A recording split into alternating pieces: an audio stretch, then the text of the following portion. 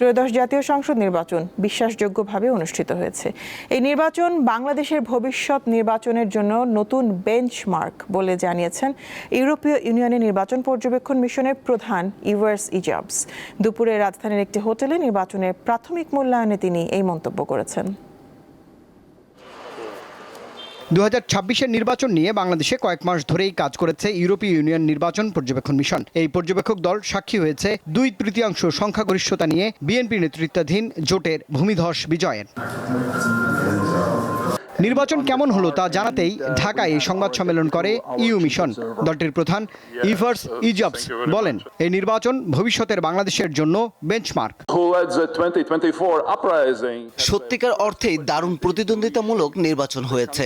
নির্বাচন কমিশন স্বচ্ছতার সঙ্গে স্বাধীন ও নিরপেক্ষভাবে নির্বাচন পরিচালনা করেছে। তবে অপতথ্য নির্বাচনের নেতিবাচক ভূমিকা রেখেছে। আশা করি নতুন সরকার ভোটারদের প্রত্যাশা পূরণ করবে।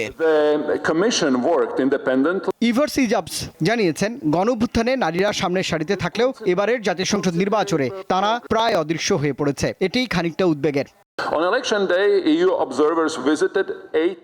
নির্বাচনে নারী প্রার্থী ছিল মাত্র 4%। এটি নারী ক্ষমতায়নে রাজনৈতিক সদিচ্ছার অভাবকেই ফুটিয়ে তুলেছে।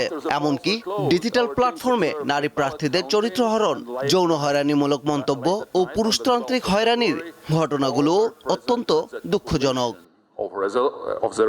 এদিকে আলাদা ব্রিফিংয়ে নির্বাচন শান্তিপূর্ণ ও সুষ্ঠু হয়েছে বলে জানিয়েছে কমনওয়েলথ নির্বাচন পর্যবেক্ষক দল। বাংলাদেশে একটি শান্তিপূর্ণ ও নিয়মতান্ত্রিক নির্বাচন হয়েছে, যা গণতন্ত্রের মানদণ্ডে উত্তীর্ণ। নির্বাচনী পরিবেশকে আমরা ইতিবাচকভাবেই দেখছি। তবে নির্বাচনে নারী প্রার্থীর অংশগ্রহণের হার কম ছিল, যা উদ্বেগজনক।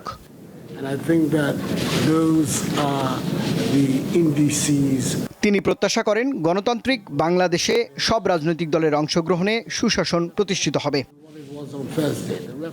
রুবায়েত হাসান, দীপ্ত সংবাদ, ঢাকা।